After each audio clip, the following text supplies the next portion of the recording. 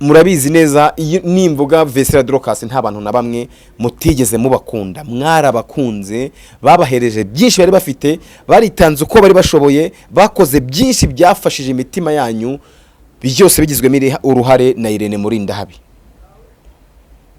Uyu munsi wa none aba bana bamaze kwitereka, baravuga ngo Irene bye bye bye bye bye bye, warakoze kuri byose waduhaye, ariko ntibikiri ngombwa kukomeza kudufata nk'abana. Twamaze kwisobanukirwa, twarakuze. Igihe hatambutse intambara ikomeye cyane, abana bateza saga ya cano, mama wabo bagateza saga ya cano, famille yose igateza saga ya cano, uyu munsi wa none bizongeye kwisubiramo. Ariko noneho bagiye nk'intwari, bagiye nk'imfura, baravuga ngo igihe cyose twamaranye tumaze gukura, natwe dushaka kwikorana. Aba bana bafashe umwanzuro ukwiye. Dufata uwitwa Niyo Bosco, uyu we n'urundi rwego, uyu we n'urundi rwego, ni umwartiste ukomeye cyane, ni impano yigendera, nitari komeye cyane abantu bavuga ngo ni imana yari yaramuzanye ku isi. Umwana waje afite ubumuga bwo kutabona, ariko akora ibirenze by'abantu babona. Akimara gutandukana Irene Murindahabi cyangwa amaze kuva kuri MBI Music, ahita mwabana mwe muracyari bato. Ndashaka kubasaba iki kintu, indirimbo zanyu zakwitaga miliyoni 30 views zigiye gukubita mu 50. Statement rero y'abakobwa babiri Vestina ndetse na DORCAS bamaze gusohora mu minota mike cyane ishize, iragira iti nyuma yo gutekereza cyane ndetse no gusesengura cyane mu buryo bwimbitse, Vestina ndetse na DORCAS dufashe icyemezo cyo gusoza ku mugaragaro ubufatanye bwacu ndetse na MBI guhera uyu munsi. Abakobwa babiri kandi b'abavandimwe bakomezaga bagira ati mbere ya byose turashaka gushimira byimazeyo MBI yabaye umugisha ukomeye mu rugendo rwacu kuva mu ntangiriro. MBI batugiriye icyizere n'inyavuga MBI barajya mwumva Irene Murindahabi, so bakomeza bagira ati rero bashoye imari mu nzozi zacu kandi batuyobora mu gihe twari tubikeneye cyane. MBI yatubereye nk'ababyeyi mu rugendo rwacu, baratwigishije, baraturinda kandi badufasha gukora ndetse no kuba abahanzi n'abantu turi bo uyu munsi. Mu by'ukuri tuzahora tubashimira urukundo, ubufasha n'amahirwe baduhaye.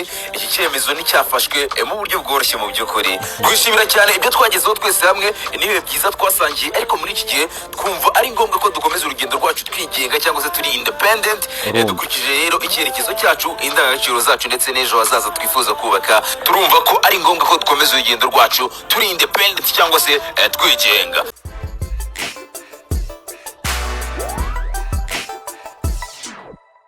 Ibitonyanga by'imvura y'amacumu abihinduye nk'iriba ndi mu rubanza ingingo zose zinama, warambura niyemana utabaru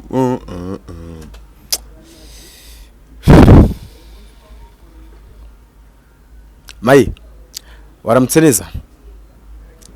Amahoro y'Imana kuri wakaze subscribe kuri BigTown TV, ndetse no kuguriza ikaze nkubwira ngo iki ni igitondo cy'umugisha, ndetse nkubwira ngo je suis professeur Cyucyu aka Eric Stojide Superboy sama ntibagwe ntetatse ubwiza umwiza utagira intege ku cyumweru nyankora ku kapete bapete ya poshinze ya propose ama equipe yatiza pete bayitupa mu matsinda, abanzi ndabasuje n'abatanzi ni mubigire ikibazo kuko nanjye ntabwo mbazi. Ewe uyu munsi wa none nkubwira ngo nimba hari umuntu utanezerewe, nimba hari umuntu utishimye mu mutima, nimba hari umuntu utazi igice mperereyemo muri aka kanya, ni Cyucyu. Mai uyu munsi wa none muri iki gitondo ndumva mfite intimba ku mutima, ndumva mfite agahinda kanshenga uyu mutima neza waturaguritse ku rwego ntari buze no gushobora kuvuga kuri uyu munsi.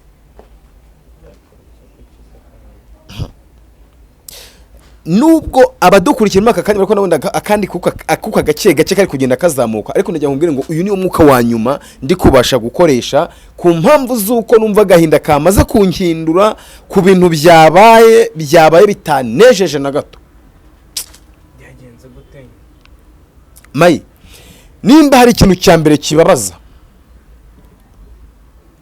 nukubona umuntu wari uteretse kwa mati ruhande ayahavana agaterura akahatereka amazi amata yakuyeho.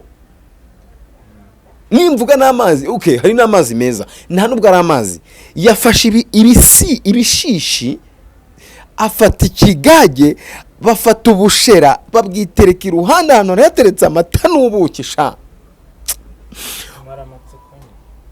Abo nta bandi ni Vestine na DORCAS, abana twamenye mu njyana ya gospel, abana twamenyereye kuri MBI, abana twamenyereye kwa IRENE muri ndahabi bamaze kwidarapa sha, bumva ko bamaze kubyimba, ubu ngubu bamaze kusezera mu itsinda rya MBI. Ndabivuga ngo iki? Bakunzi ba gospel mu Rwanda murabizi neza nimvuga Vestine DORCAS nta bantu na bamwe mutigeze mubakunda, mwarabakunze, babahereje byinshi bari bafite, baritanze uko bari bashoboye, bakoze byinshi byafashije imitima yanyu, byose bigizwe uruhare na IRENE muri ndahabi. Uyu munsi wa none aba bana bamaze kwitereka, baravuga ngo IRENE bye bye bye bye bye bye, warakoze kuri byose waduhaye, ariko ntibikiri ngombwa kukomeza kudufata nk'abana, twamaze kwisobanukirwa, twarakuze. Nyuma y'intambara y'inkundura yigeze ibaho rimwe, abana bongeye kuvuga ngo tuvuye kwa IRENE mu gihe adashobora kuduheza cano yacu, urabyibuka cyane igihe hatambutse intambara ikomeye cyane, abana bateza saga ya cano, mama wabo bagateza saga ya cano, famille yose igateza saga ya cano. Uyu munsi wa none bizongeye kwisubiramo, ariko noneho bagiye nk'intwari, bagiye nk'imfura, baravuga ngo igihe cyose twamaranye tumaze gukura, natwe dushaka kwikorana.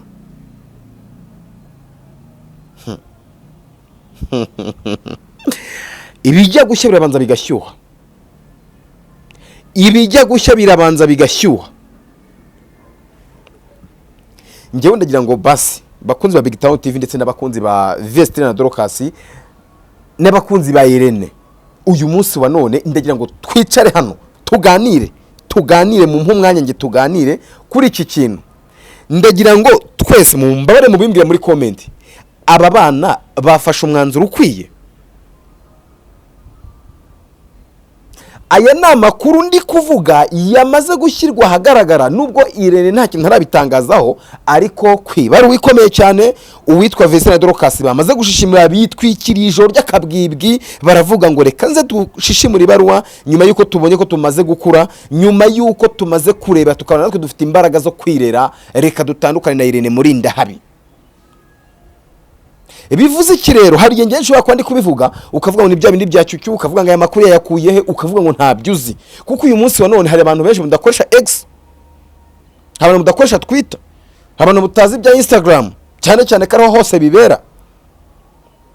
Uyu munsi wa none aba bana bamaze gufata umwanzuro wo kuvuga ngo reka natwe tugerageza amahirwe yacu. Aha akaza kuntera kwibaza ngo hari ibintu byinshi byagiye bivugwa ariko batigeze batekerezaho. Ndagira ngo mbere yuko ngiye kubakinira audio mugiye kumva yiri tangazo ko rivuga,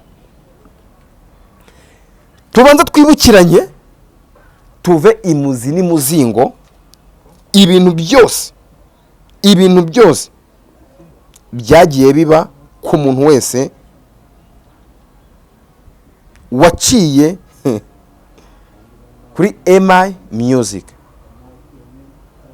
Twibukiranye ibintu byose byabaye kuri buri muhanzi wese wajyaje guca kuri MBI Music nyuma agatandukana nawe. Turaza guhera ku mwana witwa Imana y'imihanda Kenikai, numwe mu bana baje barakoma kubita indirimbo zigera muri 3 zimeze neza, zifite viral iri ku rwego rwo hejuru. Amaze kuva muri MBI Music ahita zima. Dufata witwa Niyo Bosco, uyu we n'urundi rwego, ni umwaritiste ukomeye cyane, ni impano yigendera, nitari ikomeye cyane abantu bavuga ngo ni imana yari yaramuzanye ku isi. Umwana waje afite ubumuga bwo kutabona ariko akora ibirenze by'abantu babona. Akimara gutandukana Irene muri ndabi cyangwa amaze kuva kuri MI Music ahita arangira. Nimvuga ngo ararangiye wumva iki kintu. Niyo Bosco ni umuhanga, ni umwanditsi mwiza, ni ikiganza gikomeye cyane cy'abahanzi hano mu Rwanda, ariko uyu munsi wa none nta hiti akiduha. Tukibaza ngo ese kuki ataduha hiti kandi yandika amahiti? Ya studio yamukoreraga umuziki yarapfuye, baba producer bamukoreraga barafunzwe, byagenze biti? Ndibaza ngo nyuma y'izi ntwaro zikomeye cyane zaciye kwa Irene muri ndahabi, nyuma zamara gutandukana we zikarangira, uwitwa Vestine na DORCAS batekereje gute kwishyira mu mazi abira nyuma y'uko bari bamaze gukura audience y'abantu benshi cyane ku isi, bakabafasha umwanzuro wo gutandukana Irene? Mwabana mwe muracyari bato, ndashaka kubasaba iki kintu, mufatirane bigishoboka, mwivuguruze ku ibaruwa mwanditse yo gusezera muri MI, yo gusezera kuri MI Music. Mufatirane bigishoboka, ibintu mwishyizemo byuko mugiye kwikorera mumva ko mumaze gukura. Ndagira mbabwire ngo murahiye pe, murahiye. Nta Kirene azabatwara, azabashyigikira aho bishoboka, azabafasha service yose muzamwaka kuko nabagira umutima mwiza, nta muntu utabizi. Ariko uyu mubare mukoze gutandukana na Irene mubifate, mutangire kwibara nk'uwitwa Charina Nina bagitandukana nande na Muyoboke, kitwongeye kubumva. Indirimbo zanyu zakwitaga miliyoni 30 views zigiye gukubita mu 50,000. Wenda ibintu ndi kubivuga, reka mbanze mbakine audio, reka mbanze mbakinire iyi baruwa mu majwi ameze neza cyane y'uyu muhungu wanjye witwa Mideli w'Abanyarwanda. Mubanze mwiyumvire uko ibaruwa ivuga. Yalla, nyuma y'imyaka isaga hafi 6 bakorana, Vestine ndetse na DORCAS bafashe umwanzuro wo gutandukana na MI. Bari bamaze imyaka isaga hafi 6 bakorana nka manager wabo cyangwa se nk'umujyanama wabo. Statement rero y'aba bakobwa babiri Vestine ndetse na DORCAS bamaze gusohora mu minota mike cyane ishize, iragira iti nyuma yo gutekereza cyane ndetse no gusesengura cyane mu buryo bwimbitse, Vestine ndetse na DORCAS dufashe icyemezo cyo gusoza ku mugaragaro ubufatanye bwacu ndetse na MI guhera uyu munsi. Abakobwa babiri kandi b'abavandimwe bakomezaga bagira ati mbere ya byose turashaka gushimira byimazeyo MI yabaye umugisha ukomeye mu rugendo rwacu kuva mu ntangiriro. MI batugiriye icyizere n'inyavuga MI murajya mwumva Irene muri ndahabi. So bakomeza bagira ati rero bashoye imari mu nzozi zacu kandi batuyobora mu gihe twari tubikeneye cyane. MI yatubereye nk'ababyeyi mu rugendo rwacu, baratwigishije, baraturinda kandi badufasha gukora ndetse no kuba abahanzi n'abantu turi bo uyu munsi. Mu by'ukuri tuzahora tubashimira urukundo, ubufasha n'amahirwe baduhaye.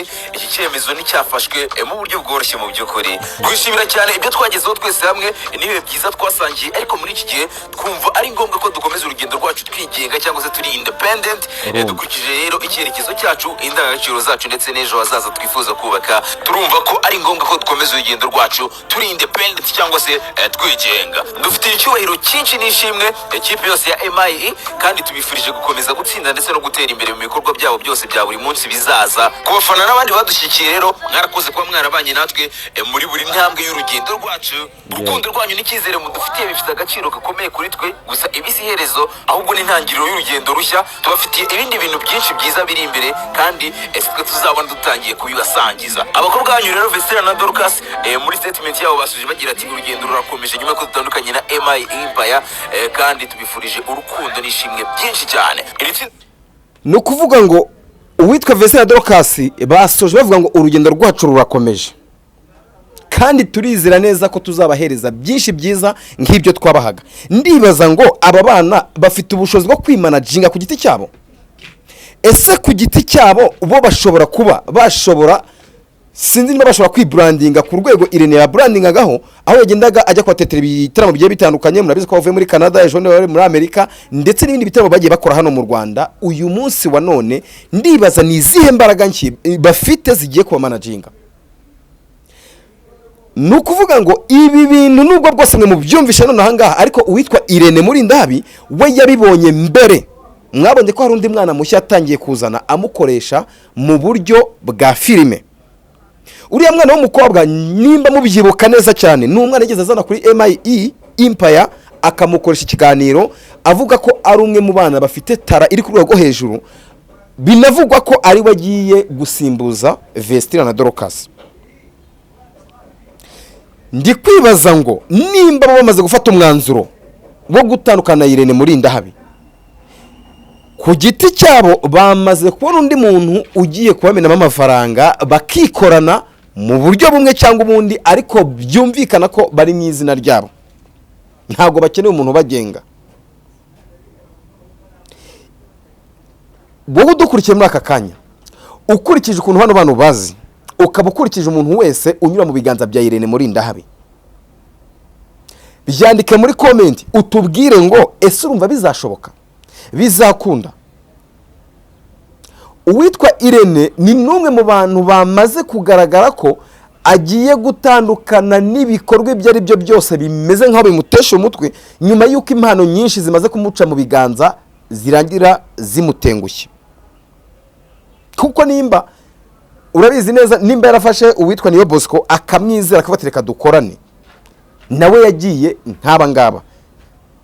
Aba bana niyo mpamvu nakubwiye ngo wenda si ubwa mbere bibaye, ariko njye ndahamya neza, ndashidikanya ko n'ubu ngo batari ubwa kabiri.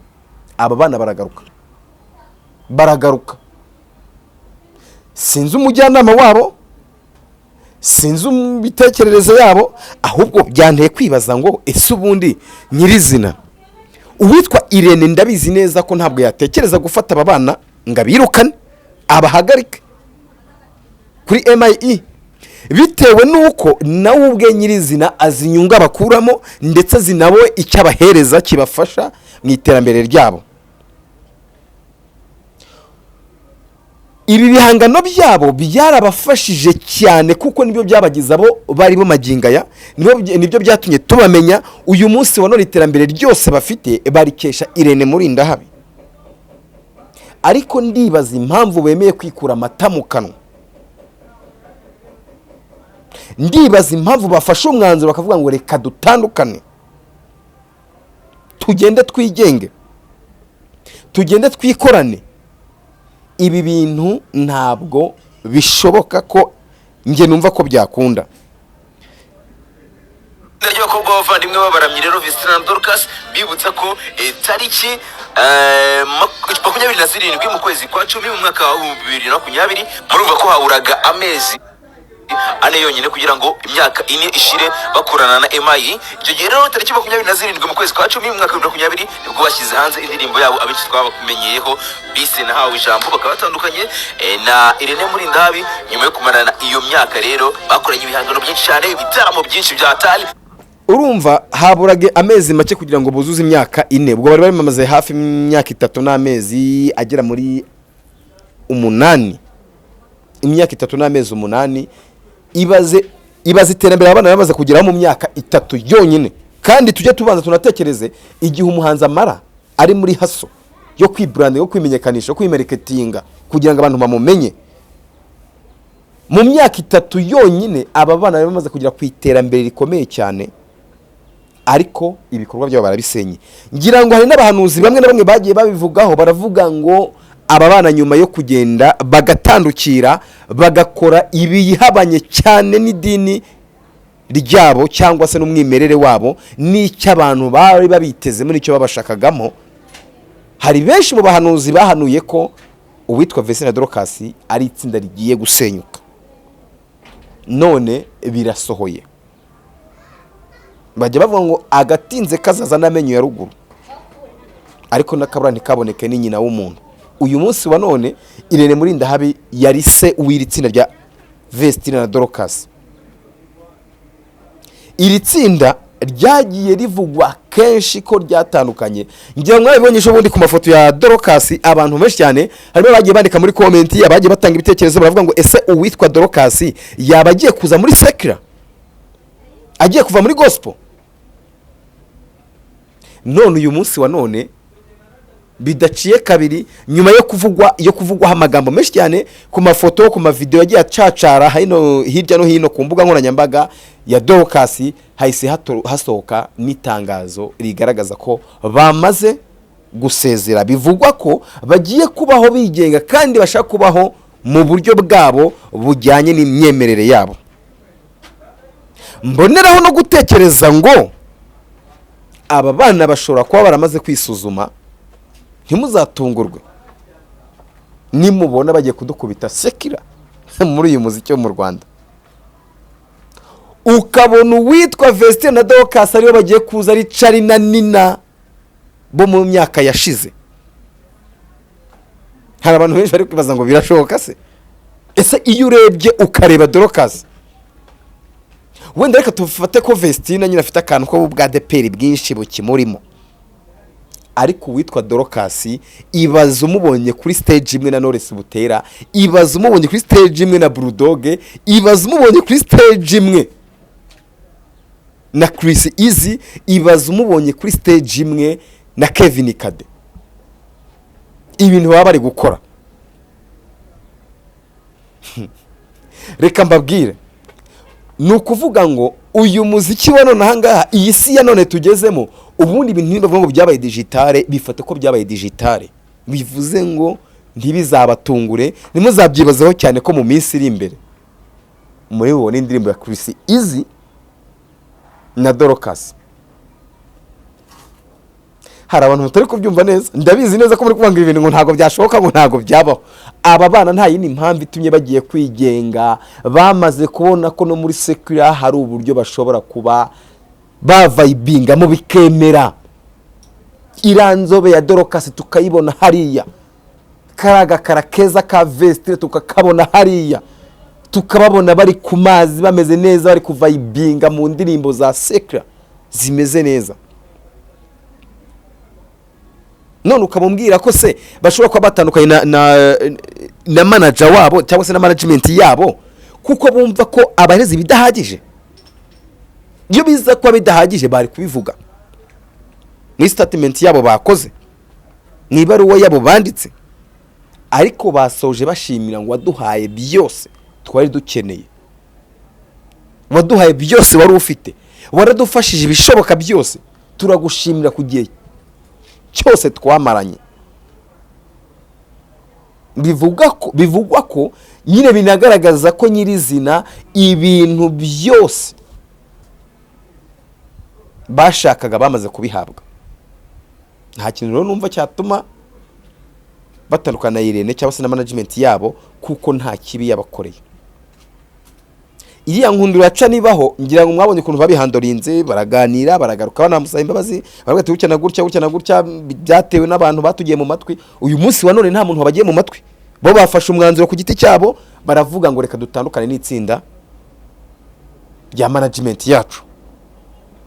Uyu munsi wa none bakaba bagiye kwikorana.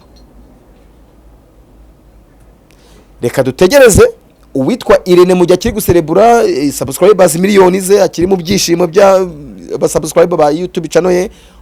Ikintu ari buze gutangaza, nimba ari buze kwishyira ku rukuta rwe rwa Instagram cyangwa se n'abari buze kugira icyo atangaza kuri YouTube channel ya MI Empire, maze twumve ko hari ikintu ari buze kubitangazaho, tumenye byinshi byanaranze iri tsinda, ndetse tuze no kumenya byinshi bizakomeza gukurikira, nimba hari indi mikoranire izaranga imibanire ya yitsinda rya Vestine na Dorcas ndetse na MIE.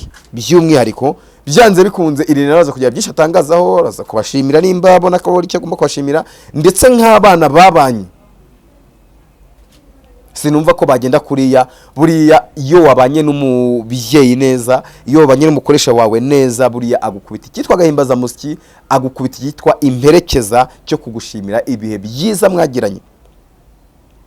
Reka nsabe Irene muri ndahabi ko nawe yategura icyitwa nk'agaseke, icyitwa nk'ibahasha, icyitwa nk'ibaruwa irambuye, icyitwa nk'impano ikomeye cyane, yuko barabara nabo baramubrandinze, yabamanagingaga ariko nabo Zamura nabo hari abandi bantu bamweretse bwana nabo baramumanaginze mu buryo mwe cyangwa ubundi kuko nimba hari abantu benshi bakunze Irene ku mpamvu zuko yemeye gutanga umwanya we n'imbaraga ze akemera gufasha taranka ziriya akazereka abanyarwanda n'isi yose muri rusange nabo hari icyo bamufashije nawe reka twizere ko ari buze kubaherekeza neza cyane nyuma y'uko bemeye basabye kumusezera. Ariko ndatekereza ko atari ibintu biri buze gushimisha Irene muri nabi bitewe nuko nawe ntabwo nifuza ko ntawe yakishimira ko impano nziza nka ziriya zamuva mu biganza kandi afite imigisha myinshi yazikoreragaho ndetse nabo bamukuragaho. Bizanteye kwibaza ngo mwumvishe icyabaye kuri Harmonize atandukana n'uwitwa Diamond Platinum. Mwumvishe ibyabaye nyuma y'uko uwitwa Diamond Platinum yasinyishije uwitwa Harmonize kontra y'imyaka 15 bajya gutandukana akamwishyura kugeza ubwo n'uyu muntu utakide agifite amadeni akimwishyura make twato na hato twudusigisigi tugihari mu myaka 15 bamaranye nako bari barasinyanye. Sorry, ese uwitwa Irene Murindahabi nta masezerano y'imikoranire yarafitanye n'uwitwa VESTINE na DORCAS? Turibaza ngo nyuma y'uko aba bana banditse ibaruwa yo gusezera hagiye gusohoka iyitwa contract yagiranye n'iri tsinda ishobora kuba iri buze gusohoka iremereye. Buri Irene ku bantu mumuzi ni umuhanga ukomeye cyane w'umunyabwenge. Sinizera ko iri tsinda nta masezerano y'imikoranire bagiranye. Ndatekereza ko buriya nk'umuntu wamaze kubona ko abana bakunzwe bari kurebwa bari kujya gutena gutya kugira nabo bataza kuko bashobora kuba bafite byinshi bashobora kuba batekereza bashobora kuba bavuga ngo reka tugerageze tugire uburyo turi buze gukurikirana ibihangano byacu nyuma y'uko dukoze dusezeye mu itsinda. Ese ibihangano byacu bizakomeza gucuruzwa kuri MBI cyangwa se hari collaboration izaba hagati ya VESTINE na DORCAS ndetse na MBI? Ibyo byose bigomba kuza kurebwaho ahubwo haraza gukurikizwa ibiri muri contract cyangwa nimba ari ntayo bagomba kugenda bisanzwe. Ubwo nizere ko byanze bikunze nabo bafite uburyo babiganiyemo bari buze kubisoza. So kuvuga menshi rero siko kuyamara, reka soze mbifuriza ishya n'ihirwe imigisha mu bikorwa byabo kandi nizere ko hagati y'Imana ndetse n'abantu tuzabashyigikira tuzabafasha kugira ngo music yabo irushaho komeza kugenda itera imbere. Kandi nsaba abanyarwanda mwese muri rusange mwabakunze n'isi yose muri rusange abemeye gukunda VESTINE na DORCAS ntituzabatererana cyangwa tubatera umugongo. Nubwo haje irindi tsinda ry'abasimbe rya ISI and IRENE bagiye guhangana bagiye gukompeta, twizere ko nabo byanze bikunze imbaraga zabo zizashoboka kujya hagaragara. Mbabwira ngo VESTINE na DORCAS murye muri menge mwicare mushikame kuko witwa ISI and IRENE mugiye gusangira iyi njyana, mugiye gusangira iyi impano y'music, mugiye gusangira iyi gospel. Nimwitwara nabi uwitwa ISI and IRENE barabakubita inshuro barabibagiza abanyarwanda bose babakunze bitewe nuko nabi bikorwa byabo bari gukora biri ku rwego rwo hejuru, biri ku rwego rwo hejuru. Murye muri menge muvuge ngo hari itsinda riri hanze ahangaha ryamaze kwidrapa ryamaze gukundwa n'abantu batari bake yaba mu Rwanda no hanze y'u Rwanda. Uwitwa ISI na IRENE bagiye gusigarana uyu mugati, iyi mbehe mwariragaho ISI and IRENE bagiye kwisigarana. Nimwitwara nabi mugasinzira ntimwibuke aho mwavuye, mukomeze mu pushing ibikorwa byanyu. Kwa heri barabana nabo nyine nabo atari imvugo rimwe. Reka nsoze mbifuriza ishya n'ihirwe n'imigisha myinshi cyane ikomeze ibane namwe maze iterambere ryanyu rikomeze rirushaho kwaguka. Ngende Professor Cyucyu ini BigTown TV kuri kamera riho Mike nk'ibisanzwe. Ciao ciao.